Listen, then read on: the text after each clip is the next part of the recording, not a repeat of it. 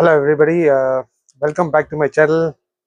So this is Mac here from Curious Traveler 5960. So I've been away for quite some time, maybe a week I guess, and I just wanted to keep everybody updated on the happenings, especially for travelers who want to travel at this particular moment. I think everybody knows what's happening. I think they are glued to the TV and they're glued to their phones to see what's happening.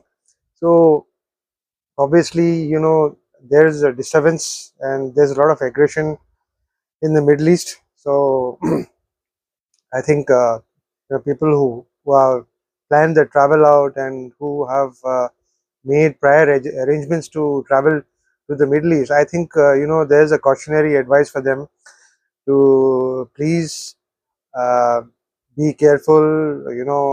Take proper guidelines on your travel from the Ministry of Internal Affairs of India, and if you're approved, if everything is okay to travel, then you may go ahead. But as I foresee of today morning, everybody knows what's happening in Iran, and also with the situation in Israel, with the US intervening in this war. I think it's pretty a disastrous time, and I don't think it's going to cool down very soon. It's going to take some time for a ceasefire to happen. So uh, you know both the sides are adamant on, and this has been quite some time, for many years, that this was building up within the region, between Israel and Iran, and we all knew that it was coming. In the past 18 months, we could see what's happening in Gaza and Palestine, with the aggressor Israel being uh, you know uh, trying to terrorize everybody there in that particular region, and they want to have the dominance. So my advice for the people, especially in India, who you know want to travel, I think India is quite safe, and within the region of India, you all can do whatever you all want. You all can travel, you all can be free and go down and see places, enjoy nice beaches, enjoy the mountains. Forget about the Middle East, forget about the other countries for now. Like maybe a couple of months down the line, it could take maybe 2 months, 3 months, 6 months, but it's a very delicate situation now, especially with the US intervening in this war, and I think it could escalate to a different level altogether. And also looking at things in the future, India's got the largest population of 1.46 billion people, outpassing China's population, and I think it's going to grow to 1.7 billion people. So everybody is glued to the TVs and everybody is glued to the news to see what's going to happen, the next 24 hours, 48 hours, to see how far this is going to escalate.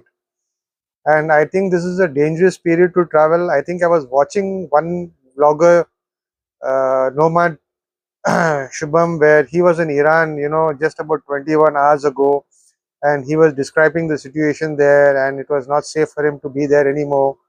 So he had to quickly leave Iran and travel to Armenia, and travel all the way, I think around 500 plus kilometers. So I was watching his channel. He is a very informative and a very good blogger also, and especially on travel. He covers a lot of places, and I think he's been to very many countries around the world. So keeping in mind these things of the war scenario, uh, it's bound to it's bound to escalate further. I think the Middle East uh, is looking at something different, maybe which they haven't seen in the last 40 years or 45 years or more. With I think the last Iran and Iraq war, which escalated in the early 70s, late 70s. So after that, there's nothing serious happened. Um, of course, with the Houthis and everything were there, it was on and off, and that was de-escalated. But with Iran now coming into the picture recently, being in the forefront, um and of course supporting the Palestinian cause. I think the whole world has to support the Palestinian cause, because what's happening with Israel, it's not very fair on their part, and we all condemn it. Um the people are starving in Gaza. There's no food. All their homes, their buildings are destroyed. The hospitals are destroyed. And I think Iran today is acting in self-defense. So you know, I think everybody supports that. Incidentally, we were planning. Some of my family members were planning, and I think quite a lot of them were planning to go. Muharram is starting, and the next 4 to 5 days for Ashura, people were planning to go down to Iraq, Karbala, for the Ashura over there. 10 days of Muharram, the first 10 days of Muharram is very important for the Shia community.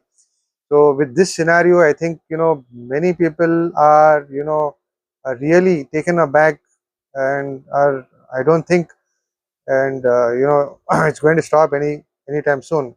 So my advice to everybody is that try to stay back, see whatever you all need to do here. I think in India itself for a couple of days, couple of months, I think that's the best place to stay now, and just keep watching what's going to happen. Anything can happen. So we all need to watch and wait and watch. We're all looking at the channels, and there's a lot of news available. Um Apart from this, I would like to show you some, a couple of dish we planned today. Sunday, families at home, and I think with the breaking news this morning, I got up and watched that America has jumped into the fray and attacking Iran early in the morning with the B-52 bombers. So guys, I'm feeling hungry now. Let's go for dinner and see what's there. I think I've got some chicken and some lamb roast on the table. So pretty busy there with the news. Let me go and see what's there for dinner. Till then, I'll see you all next week. Till then, keep watching, share, like, and subscribe. Thank you. Chicken with some French fries, and we have a roast with some baby potato, a little bit of salad, and we have the specialty shirmal and the bread, which is Hyderabad.